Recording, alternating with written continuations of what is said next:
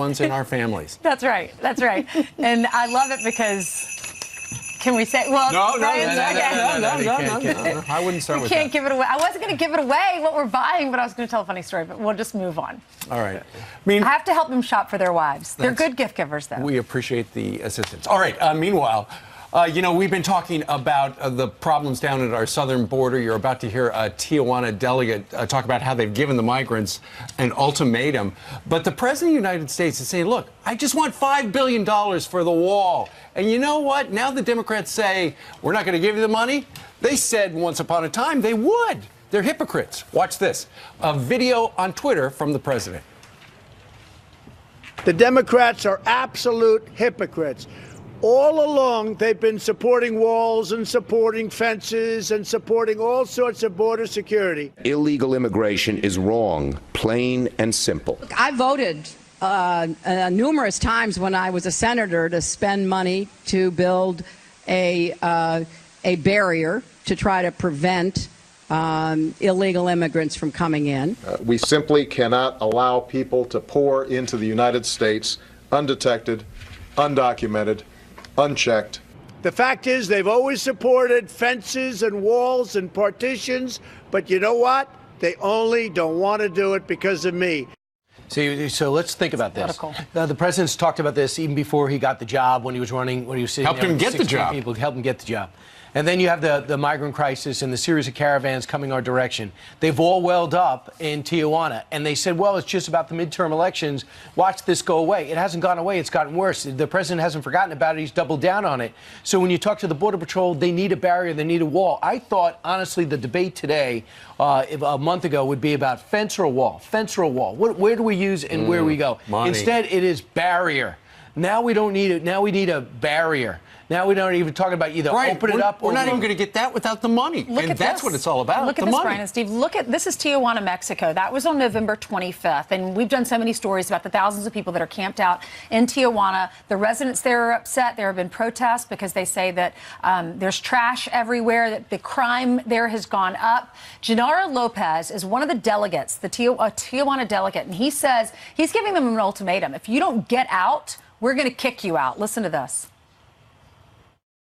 Things aren't getting better. They're probably getting worse. We issued an ultimatum for 3 days, Friday, Saturday, and Sunday.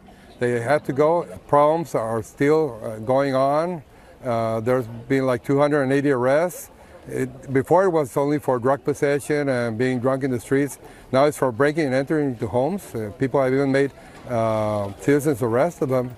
And things aren't very nice here. Police are on 24-hour alert on this, and they're worried about this because we don't want crime rate to go up here in Mexico. We are a very tourist town, and we live off tourism, and Christmas season is one of our best times for tourism here and for sales, and things aren't very good right now. The president also tweeted out, he goes, hey, listen, Mexico is going to pay for the wall because of the USMCA. Problem is, it hasn't passed yet. Number two is it's going to be a gradual increase in revenue. The president needs it right now. Right. His argument is we're saving so much money with the new NAFTA, essentially, is what it is, that it is kind of invisibly paying for it. Now, so it all comes down to this. And by the way, we're going to talk to the Secretary of Homeland Security, Kristen Nielsen, coming up about an hour from right now.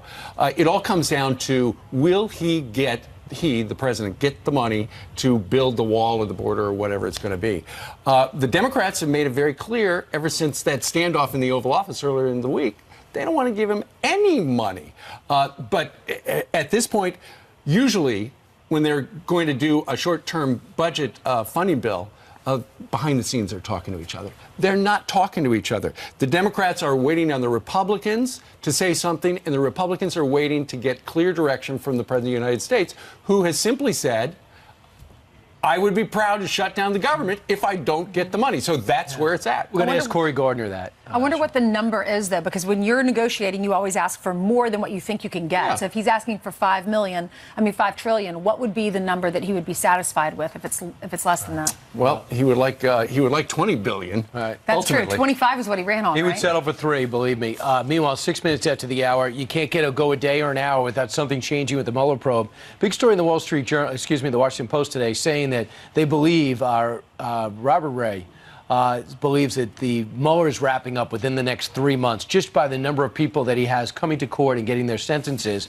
But until then, people are focusing on what the exact charges are, whether it's Paul Manafort or whether it's Papadopoulos or Michael Flynn. In Michael Flynn's case, we've always had so many questions. How did the Lieutenant General get in a situation where they claim in some cases that he was not telling the truth when it came to speaking with Ambassador Kislyak and the sanctions that the Obama administration was putting on? Well, guess what? It's not just us that are asking questions or you. It is the judge that has to decide how many, if any, time he will do. For Michael Flynn, the judge has got to decide if he's going to be sentenced to any jail time. It's recommended no jail time for him. Apparently these, and we even heard James Comey talk about this last week. He said on stage, he said, we knew that the Obama administration was they were trying to get all their ducks in a row. It was going to be easy for us to walk in there. Trump administration. It's going to be easy for us to walk in there and send our agents in there to investigate and to ask Flynn questions. Flynn should have said, let me get an attorney. Hold on, I'm not going to answer these questions right now.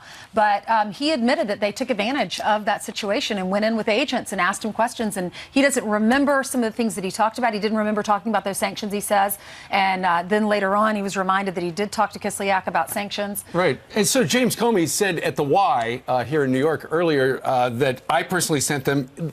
It's not exactly the way we normally do things, but we did it that way because this administration, the new administration of Trump, was in such disarray. But what they did was, the former, now fired, deputy director of the FBI under Mr. Comey, Mr. McCabe, who's been fired because he was leaking things and then lied about it. He called up Mr. Flynn and said, hey, look, if we want to talk to you about the Russia thing. If we involve lawyers, the Department of Justice has got to get involved. And then you got the White House counsel. It's a big rigmarole. So how about if I just send a couple agents and just tell them what you know? And so he said, yeah, sure. 2 hours later, there were 2 FBI agents, including Peter Strzok, who is dismissed from the Mueller probe because of anti-Trump bias. He and an unnamed agent talked to Mr. Flynn for a while, and Mr. Flynn answered things, and they didn't see any deception. So now you've got U.S. District Judge Emmett Sullivan, who's the sentencing judge, and he says, hey, FBI, hey, Mueller, I want all of the notes regarding that interview in the Situation Room. I want them on my desk today, before I sentence him. And this could be very embarrassing for the FBI because the FBI agents didn't write the 302 report until 7 months after the interview, which is kind of suspicious. The president sat down with Harris Faulkner yesterday, and we saw a lot of the interview, did a great job. And one of the issues they brought up, obviously, was Michael Cohen. Did you or did you not direct Michael Cohen to make payments? He says, I never directed Michael Cohen to do anything illegal. I do admit one mistake. I do admit this mistake, hiring Michael Cohen to begin with. And he's basically was more of a PR guy. And they're talking about the payments of Stormy Daniels and Karen McDougal, the payments that went through perhaps AEI, which is owned by the Inquirer, in order to capture their story and kill their story. The question is that could get the president in trouble is, did you direct him to do something illegal? Ultimately, we'll let lawyers hash that out. But the president, I'm just wondering if he is, if he's getting legal advice as he's going over this, because his story is changing, and it could be more complicated if it continues to change like this. Michael Cohen was sentenced to 3 years behind bars. He sat down on another network just moments ago, and here's a clip from that interview. This is what he's saying this morning. He directed me to make the payments. He directed me to become involved in these matters. I gave loyalty to someone who truthfully does not deserve loyalty. He was trying to hide what you were doing, correct? Correct. And he knew it was wrong? Of course. And he was doing that to help his election? You have to remember at what point in time that this matter came about, 2 weeks or so before the election, post the Billy Bush comments. So yes, he was very concerned about how this would affect the election. To help his campaign? To help him and the campaign. And what we have heard from the president's attorney, Rudy Giuliani, is, look, that guy's a big fat liar. So when you hear him say those things, but, he makes it very clear. His side of the story is that Donald Trump told him to make these payments. The argument becomes then, were those damage control payments actually considered a campaign contribution. You know, we've heard legal experts. The judge was here yesterday. He said absolutely it would be. We've heard from Andy McCarthy. He said absolutely it would not be. Ultimately, it would go to a jury if it were adjudicated at that point. They did something like that with John Edwards, who made some payments to a woman he was in an affair with and a child with. And the jury said, not a campaign violation, not a campaign contribution. So that's where we are right now. What would that payment be considered? Is it just Donald Trump a private person, or Donald Trump running for president trying to shut some people up? If anyone who got the New York Post and got Page Six knows that that Donald Trump lived the life of a high-profile billionaire. So no, you wouldn't think one vote would be changed if that people knew or didn't know that the president was having some type of relationship with these two women. I would say this: a lot of times, experts say this results in a fine anyway. So that could be one thing. The other thing is Michael Cohen, on his face, not much credibility. Michael Cohen with corroboration, that's the problem. And that's the question. What did this guy tape? Because he got the president in trouble, he's got the inauguration committee in trouble by tapes that were seized from his office during these raids. So you don't know what is on tape in between. That's why, as Ed Rollins writes today, the president needs an A team of lawyers to match the A team he's facing. There's so many things that are going through all of our minds, though, when we see that interview, because that was an attorney that he hired, the president hired, that he was supposed to be able to talk to you're supposed to be able to talk to your attorney about anything, and it's not supposed to get out into the public. And he was recording the conversations. Now he's being disloyal to his client, and giving these interviews and talking about what he was confidentially discussing with his client. Why is he taping everything? If he can take a bullet for him 1 minute, why is he taping him for years? You know what? Maybe he considered it his insurance policy. Don't know. But anyway, that's his story over on another network. Thought we'd bring it to you as soon as we could. Meanwhile, in other news, Jerry Seinfeld coming to Kevin Hart's defense over the... To have the wall, we need border security. Whatever it takes to get border security, I will do it. I pledged that a long time ago, and I will pledge it always. All right, President Trump via Twitter vowing to do whatever it takes to protect our southern border. So with 1 week until the crucial deadline for a government shutdown, can Republicans secure funding for the wall and still keep the government lights on? Well, Colorado Senator Cory Gardner joins us now to talk about this. Good morning, Senator. Good morning. Thanks for being with us. Thanks for having me. So we've heard that we heard in that meeting on Tuesday, Nancy Pelosi said we can pass it in the House, but the Senate, you need 10 senators. And the president said, why waste our time? Are there 10 senators that are Democrats that would consider voting for this wall? Well, I certainly hope so. This is about border security. That's something that both sides have said they supported. I hope there's more than 10 senators on the Democratic side of the aisle that believe border security is important. I'm thinking about senators from the border states. Are there? Right. Can you get 10? Well, you've got That's some a border lot. states. You've got others in the Senate who have been voting with us on common sense, like Joe Manchin, on common sense border reforms, and others in the Senate. So I don't think it's a stretch to say just a few months ago you agreed to $25 billion in border security. Why are they trying to cut border security funding now? And I hope that they will agree that, yes, let's get this done. And that bill you were actually part of, the $25 billion that so many Democrats were like, yeah, we'll sign on to that. But what has happened? The dynamic has changed because now it seems as if the Democrats have dug in. They simply don't want to give him a nickel for him to build a wall. Well, this is what I don't understand at all. It makes no sense. They have no border security plan. Months ago, they supported $25 billion in border security funding. Right. Now, they support less than a fifth of that. This is a massive cut in border security funding that the Democrats are now proposing. But it's politics. It's politics, but it's based on a revenge majority that they just elected to the House. This is nothing more than a revenge majority. They want to fight against a president that they believe never should have been elected in the first place. And so the policies that they're pursuing are all going to be based on revenge, investigations, cutting border security, doing everything they can to provide that revenge. Senator, it doesn't look like the president's going to get the $5 trillion because the votes just aren't $5 billion. $5 trillion would do it. Trillion, it's billion. I keep saying trillion, it's billion. It doesn't look like he's going to get that. So is there a compromise if he gets the 1.3 or 1.6 right now? Is there a chance to get another 1.3 or 1.6 in a few months? You know, there certainly is. You can keep going at it and getting more bit by bit by bit. But we know the numbers. We know that border security is better when you have something like this in place. We know from the leaders of our border security agencies, by the way, which the revenge majority wants to destroy now, we know that the leaders of these agencies have said we can do a better job if we have these border security measures in place. And so, yes, you can do it bit by bit. And I think ultimately we will see that happen over the next week.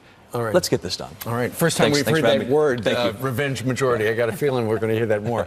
Routine traffic stop turns violent. The suspect shooting the officer in the head while he ran from his car in DeKalb County, Georgia. He also shot and wounded a canine before being killed in a shootout with police. The fallen officer was with the department for less than 2 years, and you can see his brothers in blue in tears outside the hospital. This is the 46th officer shot and killed in the line of duty this year. That's 8 more than the total number killed all of last year. China is temporarily dropping additional tariffs against American-made cars as part of a trade truce. Starting January 1st, Beijing will suspend 25% tariffs on 144 U.S. vehicles and auto parts and 5% tariffs on 67 auto items. The suspension will last 3 months. China's Ministry of Finance hopes the move will speed up tariff negotiations with the U.S. A bear attacks and drags a woman 88 feet right outside her home. Somehow she managed to get away and call 911. K9, Medic 291 on ambulance, emergency, Muncie Park Township. An individual attacked by a bear.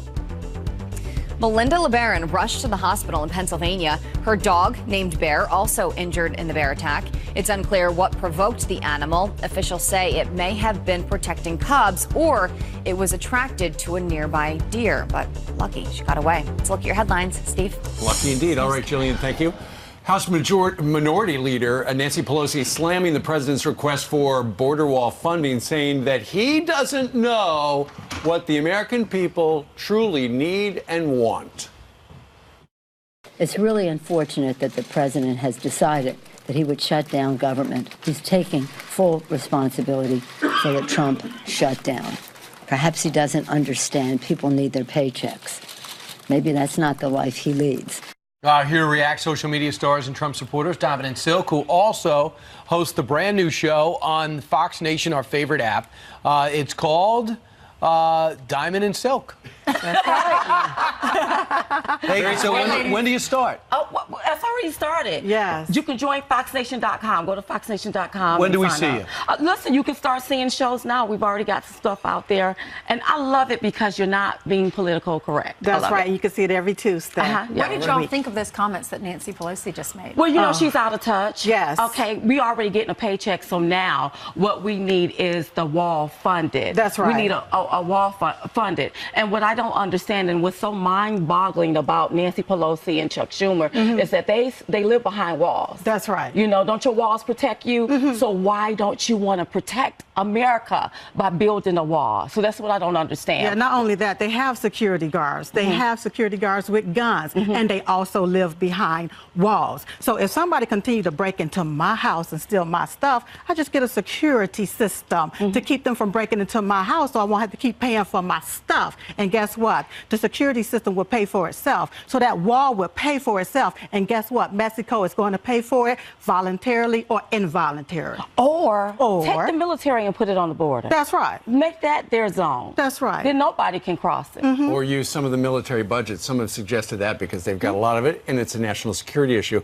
A couple of days ago when Nancy Pelosi and Chuck Schumer were in the Oval Office with the president, and they had that, they were yelling at each other to the bemusement, perhaps, of Mike Pence, who didn't really have anything to say during that, it became very clear that Nancy Pelosi was talking about how many Americans were losing their jobs at this time because of his decisions. And then he goes, what are you talking about? We've got record unemployment. It's the lowest unemployment in 50 years. But when she doubled down and mentioned it again yesterday, do you think she's talking about the average American losing their job or the hundreds of thousands of government employees who might lose their job if there's a government shutdown? She's talking about people that's getting their gravy trains up there cut off. The ones that was getting their kickback, patty whacks, give a dog a bone, that's not happening anymore. That's right. That's why they're leaving Congress. That's why they are trying to disparage and demean our president and trying to destroy him, because they don't like the fact that he's working for the American people. That's he's right. not working for them like, oh, you're going to get this here underhandedly. He's totally and solely working for the American people, and they don't like that. Or just maybe she's talking about those homeless Americans that live in her district while they sit on the streets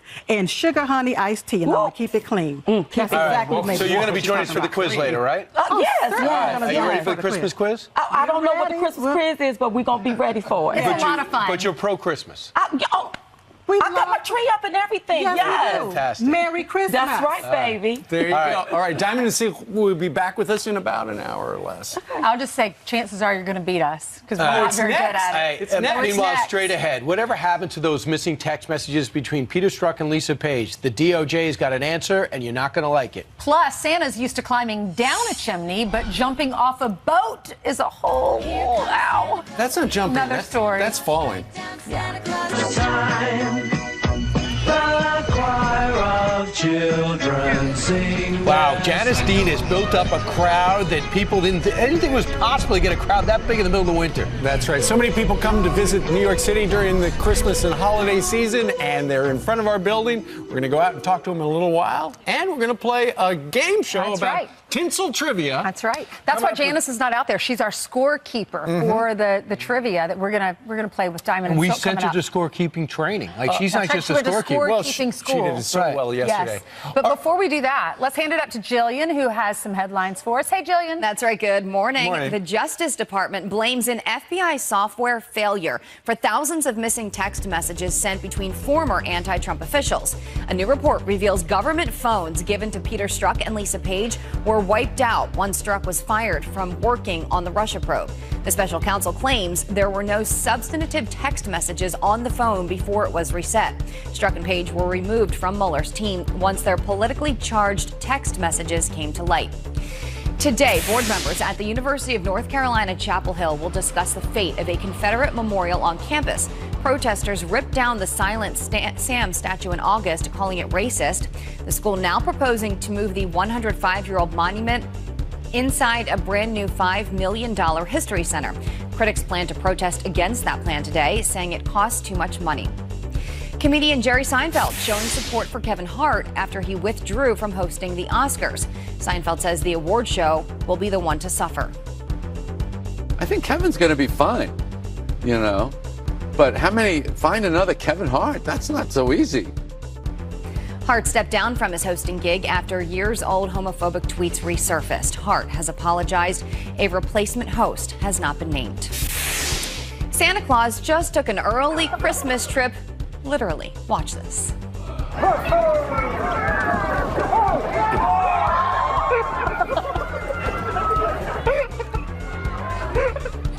Yes. Even Santa falls sometimes. That's Santa losing his balance, trying to get off a boat, falling face first into the water in South Africa. He wasn't hurt and laughed it off.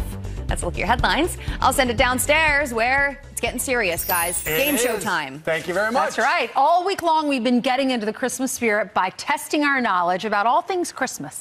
That's right. So how well do we know our Christmas decorations and other tinsel trivia? We've got social media stars Diamond and Silk joining us this morning. And the guy that makes it all happen. He was born a short time ago, and now he's hosting this show. He is comedian Tom Shalhoub. Here we go. This is a potpourri of Christmas information. Okay. Potpourri. What did Santa Claus fall off? A boat? A train? I'm kidding. Okay. Here we go. Who created the first electric light Christmas display? Was it Thomas Edison, Benjamin Franklin, or Nikola Tesla? Oh, Diamond and Silk. I don't know. Thomas Edison, did he He was create the Thomas light bulb Edison? guy. Is your answer Thomas That's Edison? Thomas Edison, yes. Thomas Edison, that is correct. Thomas Edison. Yeah, right there. We got the whole movie, Brian. Here we go. Question number 2. Yeah. What country is the poinsettia with its red and green foliage native to? Is it Spain, Mexico, or Italy? So, Steve Doocy. Mexico. Mexico. Ooh, is it right? Mexico is the correct answer. One for Steve. Because you didn't know? I was making sure. I was checking with the judges. Oh, look at that. Let's go over to Janice Dean and check out the score here. What's happening so far, Janice? Check out the score. Diamond and Silk. We only had 2 questions. Diamond and Silk, one team. Their score is together, right? Right. Yes. Okay, Ainsley and Brian, you got to pick up the slack here. on, Here we go. How tall was the tallest cut Christmas tree? 221 feet, 190 feet, or 200 feet, Ainsley? We're going to go with A, 221 feet. 200. Tallest? Where would they put that? I don't know. Does not fit in the White House. 221 feet is correct. All right. Thank you. How do we check that? That's, How do we know? Look at that. That's really cute. Look at that. Right there. We have a There's picture of it. That's 221 feet. I You knew can that. tell. Brian, there's video. That means it I just wanted happened. the tallest number, the biggest number. I don't believe it's like whatever Ainsley Janice, says. there's only one person Biggest without a number. check mark, and his Brian name is Brian Kilmeade. Kilmeade. Okay, in what country did the custom of putting up a Christmas tree originate? United States, Germany, Oh, I know that. or France? Go, Brian. Brian, you have your chance. My guess is B. B? Yes, that's correct. Do you know what country that is? Were you That would paying be attention? Germany, Deutschland. Germany, Deutschland is correct. All right, now we're all tied. Used to be Prussia. It is a Okay, now this is the four-way tie. tie. This is the tiebreaker. Is this This the is where it last all question? happens. Christmas decorating sends approximately how many people to the ER each year? Is it 14,700, 4,500, or 18,000? Diamond and Silk.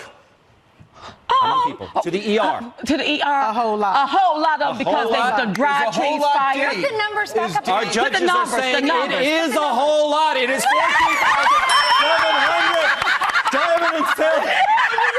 They're the winner. Yeah, it's a lot of them. It's a whole lot of them. I'm used to games being a little bit more precise. Well, I know. I'm not the judges. They are in my ear. Like in the Fox Nation quiz game, are you that lax with the We are answers? not lax. We are tough. And Diamond and Silk will come do the quiz show, and we're not going to be lax at all. You have to be I love precise. that. Okay, They said yeah, a whole before you lot. Hey, listen, Tom, you have been fantastic. We actually watch your quiz show every night on Fox Nation. He is very funny. Yes. Has different guests every day. Great questions. Check it out. Go to foxnation.com to learn It more. looks Tom, like you're. because it was so popular this week, can we do it again next week, please? You guys, I'll set my alarm. I'll come whenever you want me. All right.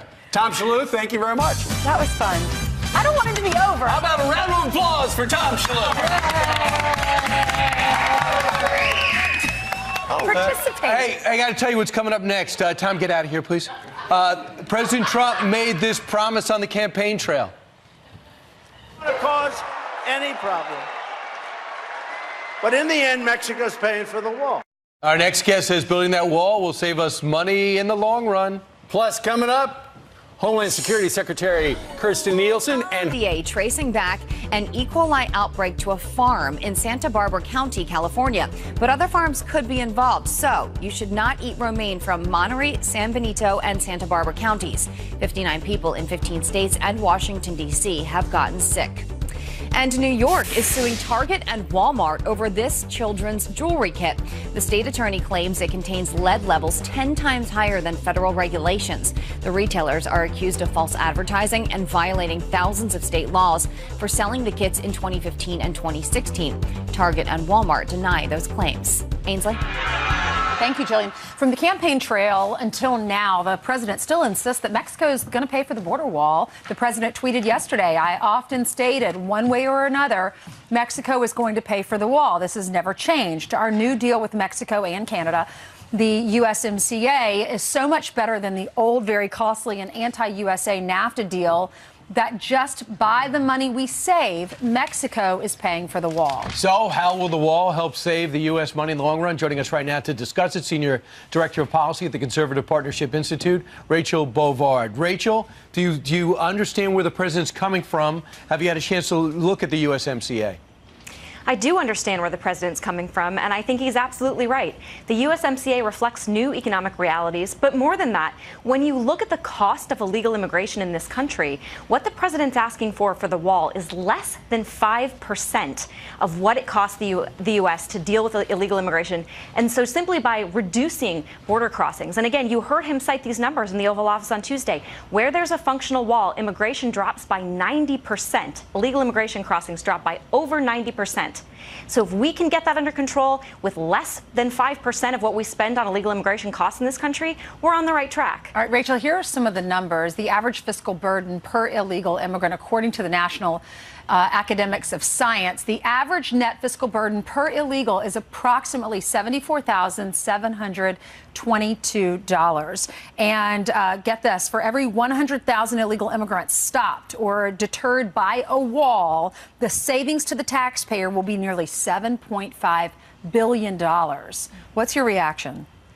I think that's self-evident to a lot of people as we've been dealing with this illegal immigration crisis. Look at our welfare spending. We can't even afford it for the people that live here, much less illegal immigrants coming and taxing the system. This is a fiscal crisis as well as a sovereignty crisis. And the first step to doing that is building a wall at the southern border. And to be clear, Republicans in Congress are the ones blocking President Trump from getting this priority. He's asked for it for 2 straight years, and Republicans in Congress have stymied him. And that's unacceptable. And I think you saw the president reflect that reality on Tuesday. I mean, there's some from border states like Will Hurd, and there's some landowners about to the tune of 82 who have sued not to have this wall, what they claim is right on their property.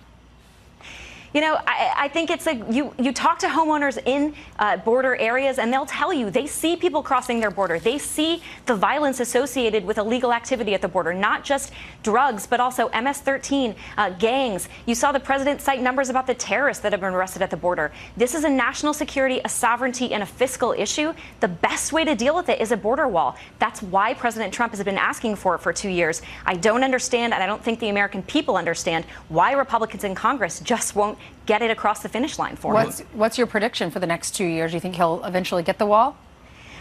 I don't think we're going to see a lot of cooperation from Democrats in Congress. That was very clear on Tuesday. We have a majority in the House and in the Senate and in the White House. We have a president who will sign literally anything right now on the border wall. For Republicans in Congress not to get this done by the end of the year, it's almost borderline political malpractice. That's why President Trump is rightly frustrated. And to be honest, I can see why. I've spent 12 years in Washington. I have never seen Mitch McConnell talk to Chuck Schumer the way President Trump did on Tuesday. Right. It's just so interesting because you just ask yourself, do you